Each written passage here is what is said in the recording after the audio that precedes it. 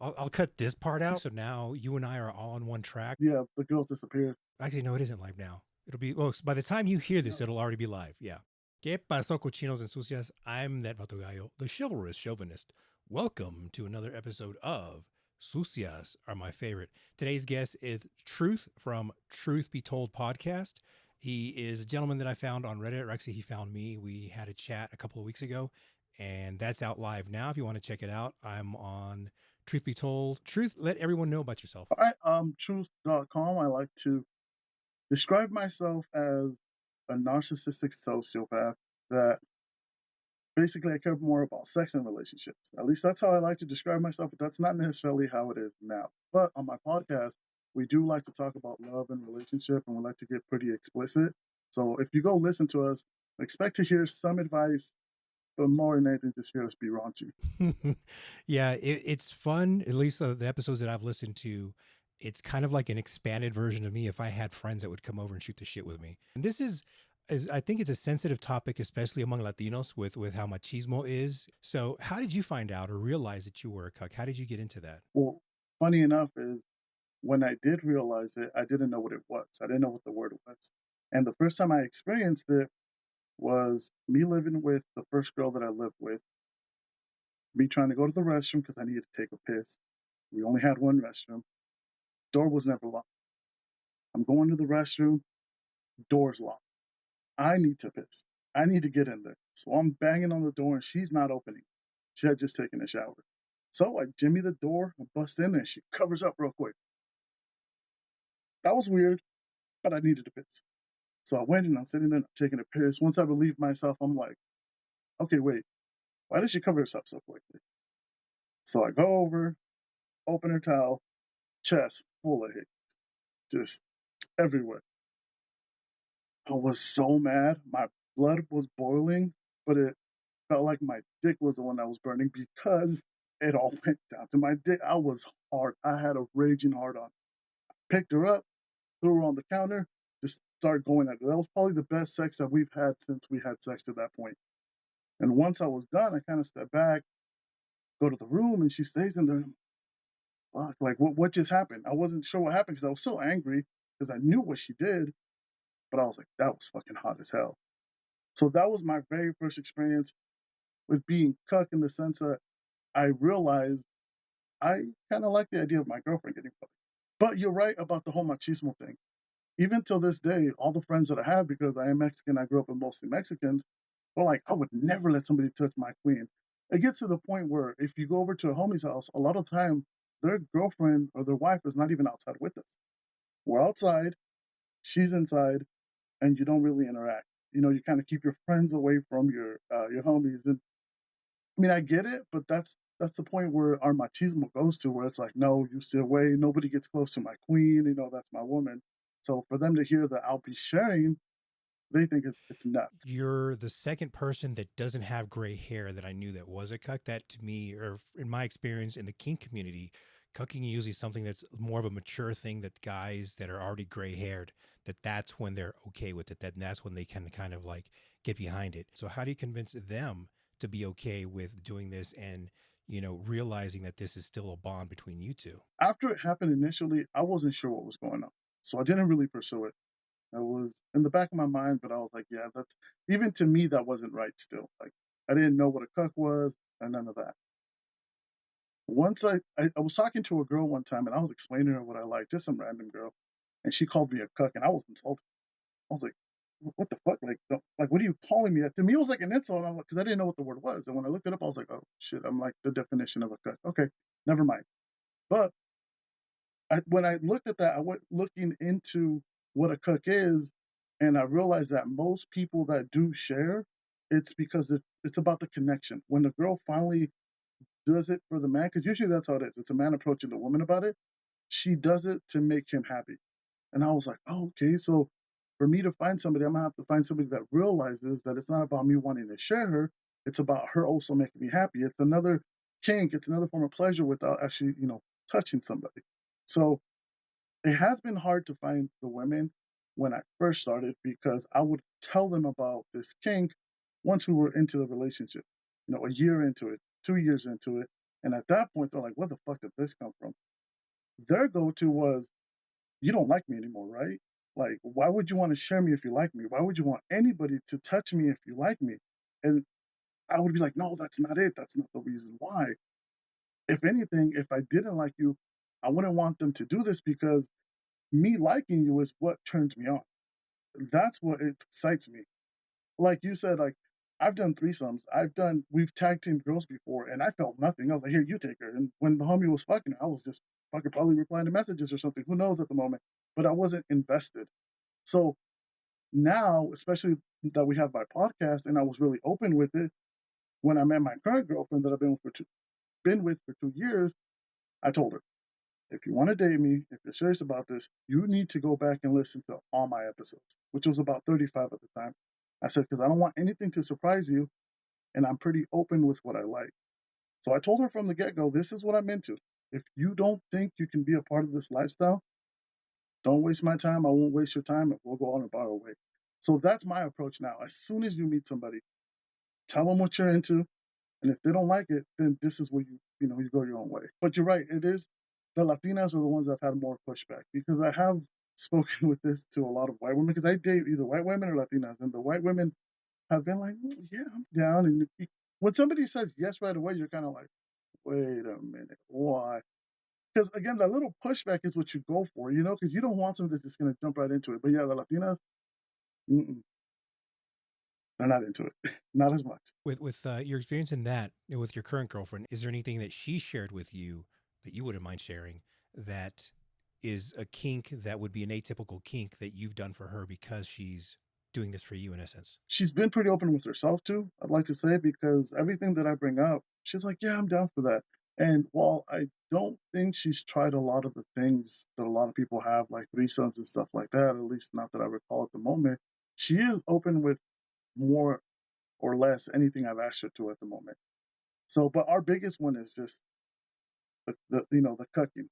And what I told her is, I'm like, she goes out, and I tell her, if you meet somebody, go for it and do your thing, and you don't have to ask me permission ahead of time. Just kind of, and that was new to her. She's all like, "But I want you to know." I was like, "No, no, if I wake up in the morning and I wake up to a text or a video or a picture, that'd be amazing." But no, she is a very sexual person, but like most women, she's very sexual towards me, toward the partner. So if she does have any fantasies, she hasn't mentioned them, and I want to believe it's because she's satisfied with me. But my experience with most women is that they are pretty satisfied with their men and don't typically want to experiment anything else. But when I bring up stuff like the rope play, she's cool with that. Can I spank you? She's cool with that. There's hasn't been much that she hasn't been okay with. So I feel like she is pretty open with herself, and she would be game for most everything.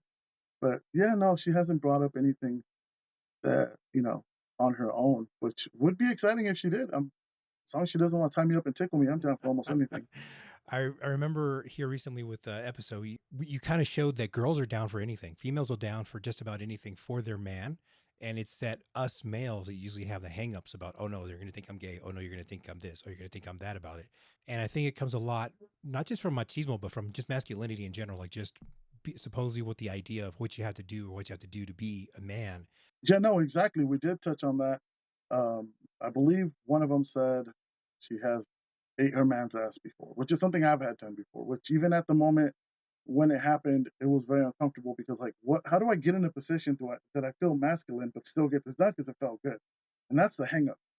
But she said she did it.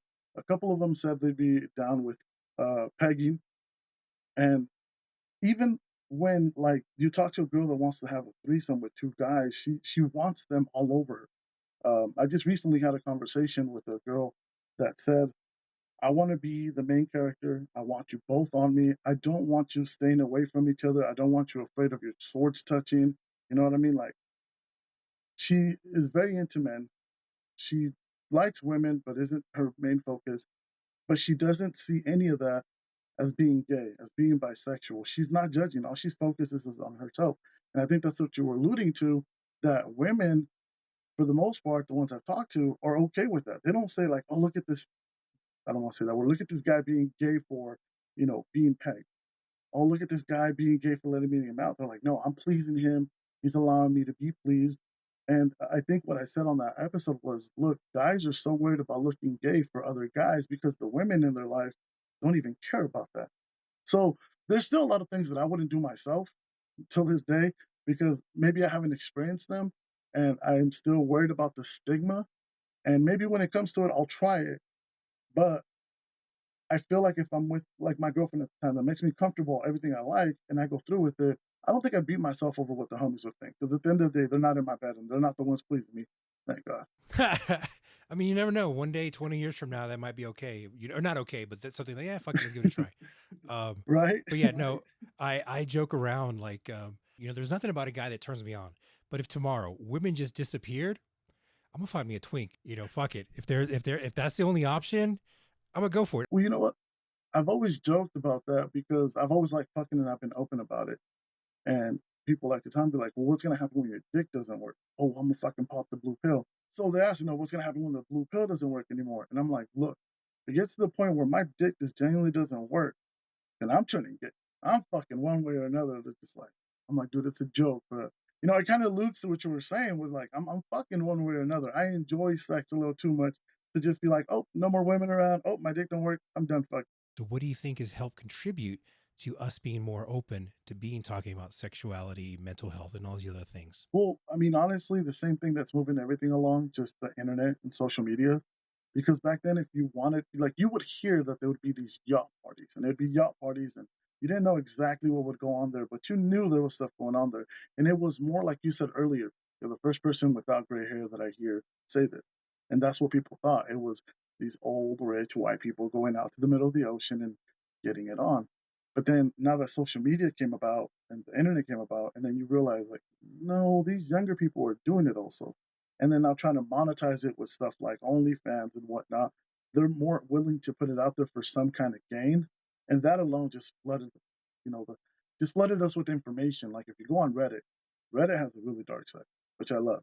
But you can find just about anything there. So all of a sudden you went from going, I might be interested in this to finding that. And then through that one post that you find that you like, you find 100 other links to other posts that you're like, huh, I didn't think I didn't think this was going to be a thing. And then on top of that, the popularity of podcasts. So now you have somebody like me that is Hispanic. People look at me, I'm 6 feet tall, I'm a big guy. They'd be like, this guy would never do some of these things, but I'm being open about what I've done. And so now people in my community hear me and go, okay, maybe it is okay to do this. And then they look into it themselves. So that's kind of one of the things I like to do with my podcast, and I spoke about it before, is I want the stigma regarding sex, even women just being openly sexual more than they have been, or guys being into more kinks to just be commonplace. Oh yeah, totally. I totally agree with that. That's one of the bigger things about my podcast, and you brought it up on yours as well, about having communication within a couple, that there shouldn't be any reason that you can't tell each other what you want to try and what you want to do. Especially with the, like you said, the stigma that we have in just society, not just in Latinos, but just as in Western culture. I agree 100% on that. Everybody's too focused on what everybody else is thinking, like we said it earlier, and more importantly, just saying it from the beginning. If you're not gonna, if I can't be open with you when I meet you about my sexual experience and what I like to do, then we're gonna have an issue. And that's another reason why, like, I've never had a problem as soon as I meet somebody making it sexual. Because 90% of the time, I'm just trying to be sexual anyways, which is it's my own problem. But a lot of people don't like it, and I stop and I think, I'm like, okay, women that don't like dick pics, I get it because women are not visual; they're physical. They want to feel it, they don't want to see it. I get it. But what happens when you finally, let this guy in, and then he, you know what I mean, like, and you're unsatisfied, and then now you no longer want to be with him, or what happens when you find out all the bodies he has, or what happens as a man when you find out how many bodies she has, and I'm like, I get the stigma and everything around not wanting to talk about your sex life as soon as you meet somebody because, oh, they're just worried about sex. And I see it as, no, I want to know all this because sex is important. How many relationships have you heard of them ending because, oh, they haven't had sex for 3 months? Oh, they haven't had sex. He no longer finds me attractive. Well, maybe if you put a schoolmate off it, he will. Hey, dude, maybe if you let her eat your ass, she'll be like, reignite something in her. But if you guys can't speak about this in the beginning of the relationship, that's going to be a problem. So, yes, speak on this as soon as you meet somebody. Obviously, try to go about it in a tactful way, in a tactful manner. Don't just be like, hey, I like taking it in the ass as a guy. You know what I mean? But tell them I'm open to these things and I want somebody that has an open mind to sexuality. Are you going to be that for me? And then I promise you, your relationship, while it might not last forever, it will be good while it lasts, and your sexual experiences might be even better. Oh yeah, no, totally. With open, clear communication, I mean, your sex life can grow leaps and bounds versus just trying to do something like try to put it in her ass, see if she budges or doesn't move or backs up on it. But if you had that conversation, you wouldn't have to be trying to be sneaky about it. Then she would know to expect it or anticipate it each time that hey, maybe he's going to try that, and be more sexually satisfied because you can move on from there. If you don't like the back door, fine. I know some couples that both parties in the couple think the back door is the most disgusting thing ever. Why would anyone ever do that? But they're on the same page, Yeah. so that works for them because they can try other things. You know, it's funny you say that because yeah, there is some couples that they both think the back door is a no. Usually the women is because they don't want to take it. I ran into somebody that really tripped me out, but she said that she didn't like the back door because if a man wanted hers, it would mean that he's gay. Not bisexual, not curious, gay.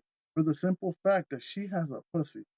And the fact that he wants to fuck her in the ass means that he really wants to fuck a guy, but is settling for a girl's ass. And that, yeah, that one just took me out. I had nothing to say back to her. I was like, oh, yeah, okay, I get it. Yeah, you have run into women that are like that there, and met guys too that have these notions that like, oh, if he does this one thing, then that means that he's into all kinds of other things, without having the conversation or trying to understand any reasoning behind it, making their own assumption because that's their perspective, and of course their perspective is always right. No, I agree.